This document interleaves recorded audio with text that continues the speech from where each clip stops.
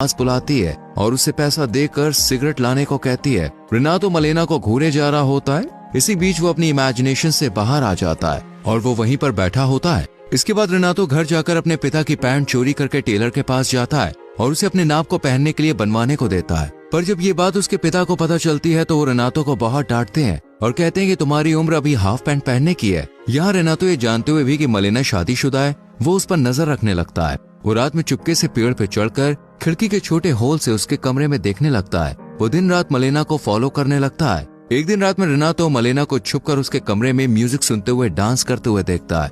वो उसे अच्छे से देखे जा रहा होता है। मलेना इस बात से बिल्कुल अनजान होती है कि कोई उस पर नजर रख रहा है। अगले दिन रेनातो म्यूजिक शॉप से कैसेट खरीदता है और रात में वही गाना सुनता है जो मलेना कल रात सुन रही थी। और फिर मलेना उसके कमरे में आने लगती है। ये देखकर रेनातो बहुत खुश होता है, पर ये सब वो इमेजिन कर रहा होता है। अगले दिन जब रेनातो मलेना का साइकिल से पीछा कर रहा होता है तब वो देखता है कि टाउन के पैसे वाले लोग से लेकर गरीब लोग, यहाँ तक कि बड़े बड़े अधिकारी की नजर मलेना पर है और वो लोग उसे गंदी नजरों से देखते हैं। मलेना को ऐसे घूरता देख उन लोगों की बीवियां उन्हें कहने के बजाय मलेना को ही ताने मारा करती थी। साथ ही उससे नफरत भी करती है क्योंकि वो औरतें नहीं चाहती थी कि उनका पति पराई औरतों को देखे। मलेना किसी को भी जवाब नहीं देती, वो चुपचाप ही रहती है और वो अपने पति के प्रति वफादार है। इसके बाद मलेना एक घर में आती है जहाँ उसके पिता अकेले रहा करते हैं। वो यहाँ पर रोज आती है क्योंकि मलेना के